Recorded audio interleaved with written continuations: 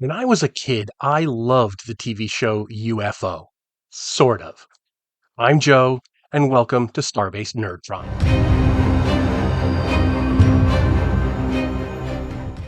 So, back in the early 70s, there was this TV show called UFO.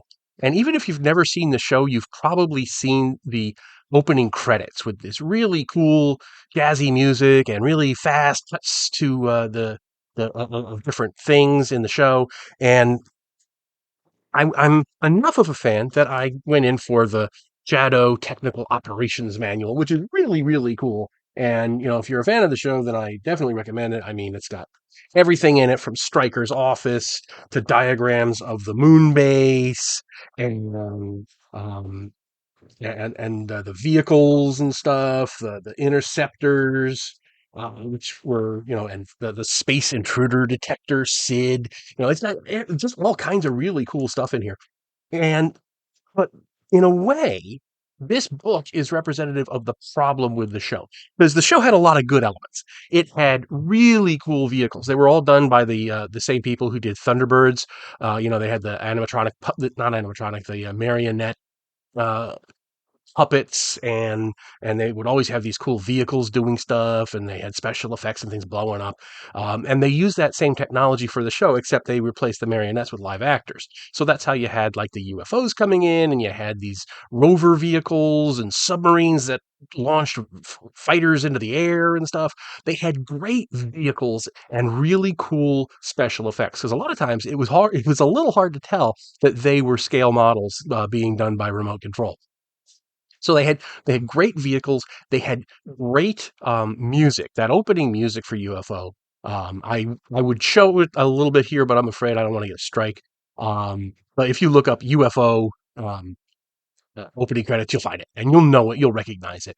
And they had the really cool uniforms and the really cool gadgets, and the concept was really cool. There are these aliens coming into Earth, and there's this secret organization hidden as a film studio that's tasked with defending Earth against the invading aliens. And each episode is a new attempt by the aliens to do something nefarious. And Shadow, which is the secret organization defending Earth, has to use its resources uh, to stop them. It's really cool. So a cool concept, cool uniforms and costuming and everything, cool set design, cool vehicles.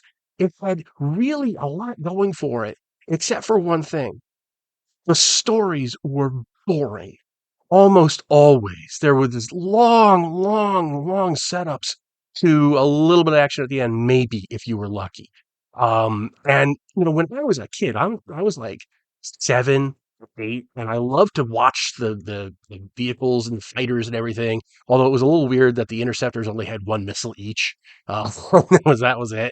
They had this big, huge um, this thing. They had this big, huge missile in the front of the vehicle, and once you shot it, that was it. That's all the interceptor could do. Um, but as 8-year-old me loved to watch that, and the show really got a boost because it happened to be on right before All in the Family, and All in the Family was such a surprise, huge hit that it drew an audience for UFO, and unfortunately, it wasn't enough to make the show a more of a hit. And I think it was because of the stories, the writing.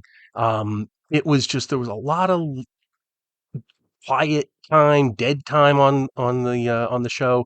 It was really bizarre because they had everything going for it, and if they could only come up with some scripts that were more action oriented, rather than tense moments of building up for half an hour, or more than half an hour for the payoff. If they had things that were more less, sneaking around and which one is the alien agent and stuff, and a little more action. Okay, we're here's some, the guys on the moon are attacking or whatever. That would be a little better for 8-year-old me and frankly for 59-year-old me. Because I have watched it again, and it suffers from the same problem. It's cool to look at, but it's hard to watch if you get my drift. And follow up show to this, Space 1999, really suffers from the same problem. It looks cool. The eagles are cool. The uniforms with the asymmetrical coloring and everything, and the moon base itself is really really cool to look at. But the stories are just kind of languid.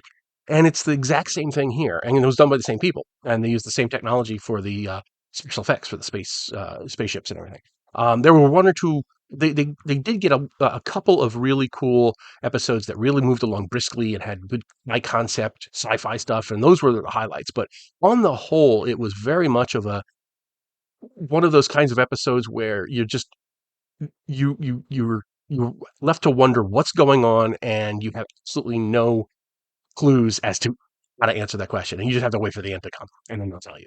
So it was, Space 1999 shared that problem with UFO, but it is, still has a place in my heart because I do love to watch it. I love to look at it, and it's a fun ride for a while, and then you just have to kind of fast forward through some of the slow bits. But anyway, that's my experience with it. I would love to hear what you thought of the show.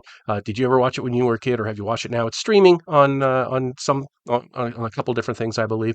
So it's definitely worth checking out. And I'll try to put the link to that really cool credit scene below. Hope you're having a great day, and I'll talk to you all later.